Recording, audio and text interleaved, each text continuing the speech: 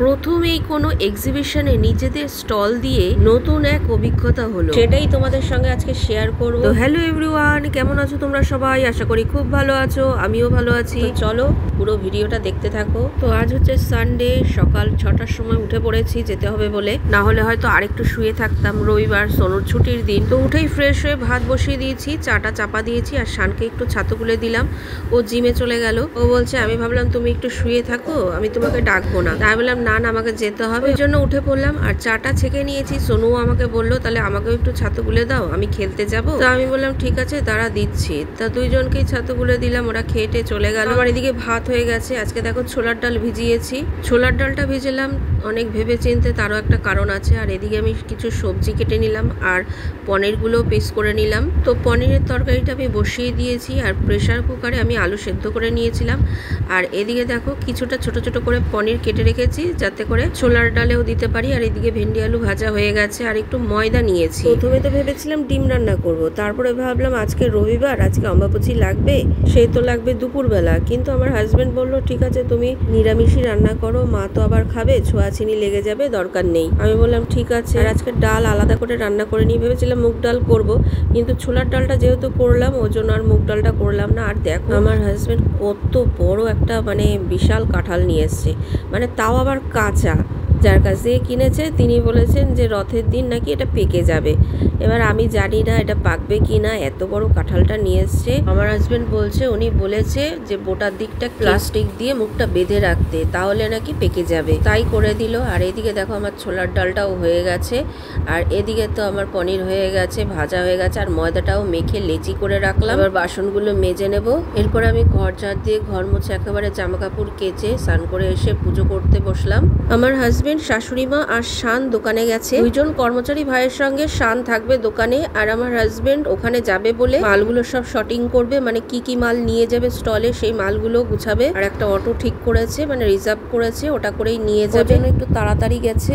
তো দেখো পুজো দিয়ে আমি ঠাকুর একেবারে ঢেকে দিলাম, কারণ আমার সময় হবে না, আমি তো বাড়িতে থাকবো না, ওই জন্য একেবারে পুজো দিয়েই ঢেকে দিলাম। আর সোনু আমার সঙ্গে যাবে এক্সিবিশনে। এখানে যেহেতু 2টোর থেকে টাইম, আমাদের 1টার মধ্যেই বেরিয়ে যেতে হবে। এই জন্য দুপুরবেলা কি খাবে, এই জন্য টিফিনের জন্য আমি লুচি করে নিয়ে যাচ্ছি, তার সঙ্গে ছোলার ডাল, মিষ্টি। শান দোকানে থাকবে, ওকেও দিয়ে দেবো আর আমাদের জন্য নিয়ে যাব। আর শাশুড়ি মা বললো সে এখন লুচি খাবে না, ফল টল খাবে, তো ওই জন্য ফল টল নিয়ে গেছে। তাই আমি বললাম তাহলে মিষ্টিটা নিয়ে যাই, বলে হ্যাঁ তাহলে মিষ্টিটা নিয়ে আয়। ওই জন্য কটা লেচি রেখে দিলাম, রাত্রিবেলা আসলে দোকান থেকে তারপরে ভেজে দেবো। আর সকালেই যেহেতু সবাই স্নান করে ভাত খেয়ে নিয়েছে, আমিও পুজো দিয়ে একটু ভাত খেয়ে নিলাম। এই জন্য টিফিনের মতন এটাই নিয়ে গেলাম, এটা নিয়ে যেতেও সুবিধা হবে আর খেয়ে পেটটাও ভরবে।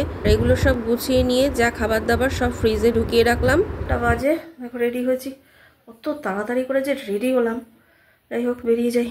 বেরোনোর সময় দেখি বৃষ্টি পড়ছে, তার উপরে রিক্সা নেই, হেঁটে গেলাম কিছুটা, তারপরে রিক্সা পেলাম একটা, তো রিক্সায় করে উঠে গেলাম আমি আর সোনু। তো আমার হাজব্যান্ড বলছে আমি তাহলে বেরিয়ে যাচ্ছি, টাইম হয়ে গেছে, কারণ অনেকটা দূর, মালগুলো নামিয়ে ওখানে গুছাতেও তো সময় লাগবে। আমি বললাম ঠিক আছে তাহলে যাও। ওই জন্য আমি আর সোনু প্রথমে দোকানে আসলাম, দোকানে খাবারটা দিয়ে তারপরে আমি আর সোনু স্কুটি করে গেলাম। তো আমরাও তো কোনোদিন আসিনি এই জায়গায়, তো লোকেশন পাঠিয়ে দিয়েছিল আমার হাজব্যান্ড, সেই লোকেশন ধরেই আমরা আসলাম। তো পৌঁছে গেছি। দেখো অ্যাপার্টমেন্টটা বিশাল বড়।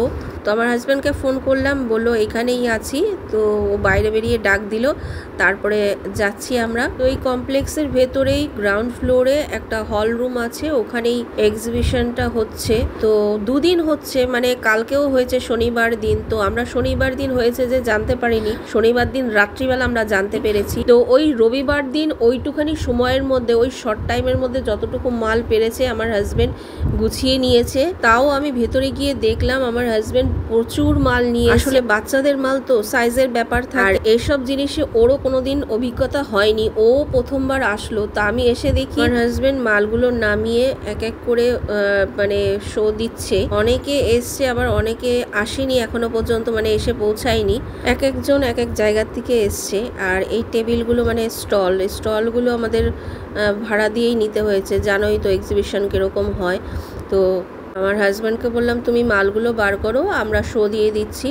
তো তো বেছে বেছে মালগুলো বার করছে, তাই বললাম ঠিক আছে তুমি বার করতে থাকো, একটু ঘুরে দেখে আসি। দেখো এখনও ঢাকা রয়েছে, মানে অনেকেই এসে পৌঁছায়নি, আবার কেউ কেউ এসে গেছে, এসে গুছাচ্ছে।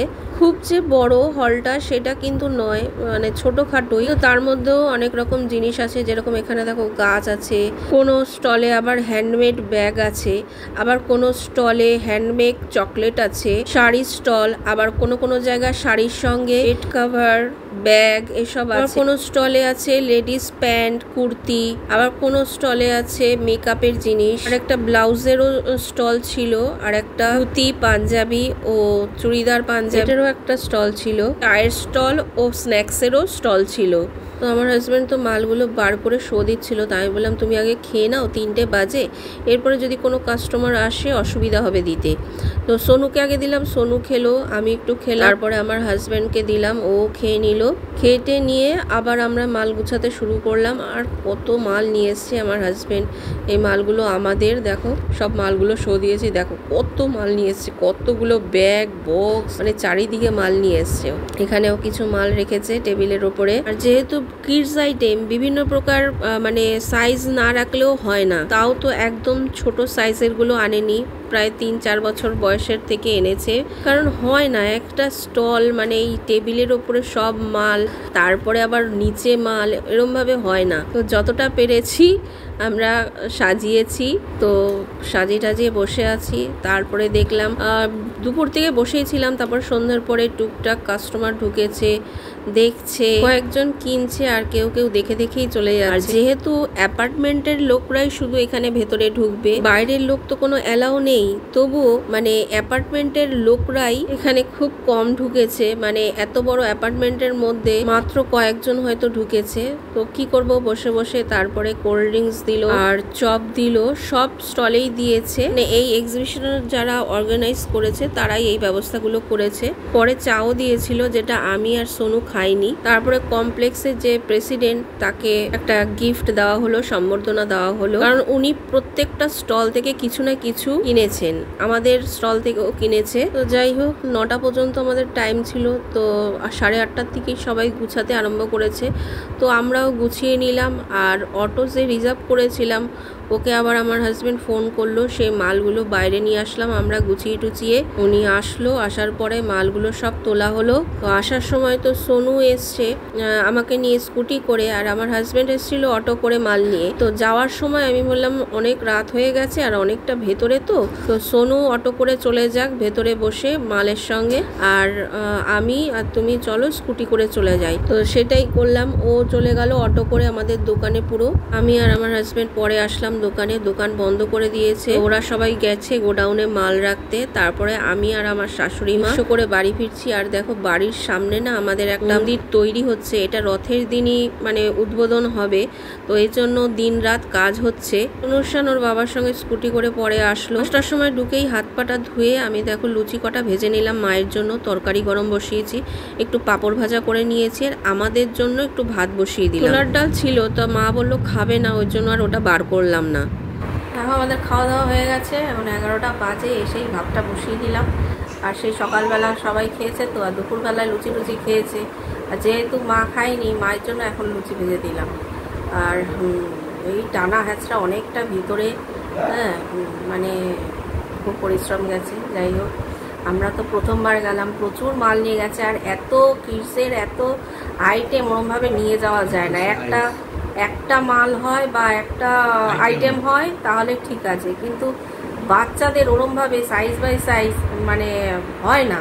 প্রচুর মাল তাও নিয়ে গেছে, কিন্তু সেইভাবে আমরা যা অ্যাপার্টমেন্ট দেখলাম, কিন্তু সেইভাবে কোনো কাস্টমারই আসেনি। যাই হোক আমাদের মানে একটা অভিজ্ঞতা হলো, আমরা তো কোনোদিন যাইনি, এসব এক্সিবিশন করিনি। যাই হোক, একটা প্রথম গেলাম, উৎসাহ নিয়ে গেলাম, কিন্তু যেই রকম আশা করেছিলাম সেরকম আশানুরূপ ফল পাইনি আমরা। যাই হোক, সব সময় তো ব্যবসায় লাভ ক্ষতি আছে, সব কিছু দেখলে হবে না। তাও একটা মানে ভালো লাগলো, এমনি ভালো লাগলো, ওখানকার মানুষজনের সঙ্গে পরিবেশ ভালো, কিন্তু ওই যার জন্য গেছি সেইটার জন্য মনটা খারাপ। ঠিক আছে, এইবার হয়নি, পরের বার করবো কি না ঠিক নেই, কারণ প্রচুর পরিশ্রম হয় এই দোকানদারি ফেলে।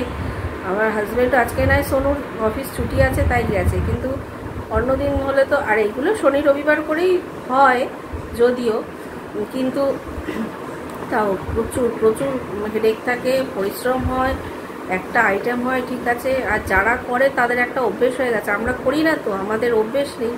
আমাদের যেন মানে ওখানে বসে বোরিং লাগছিল আর বিরক্তও লাগছিল যে কাস্টমার নেই, তার থেকে দোকানে বসলেই হয়তো ভালো হতো।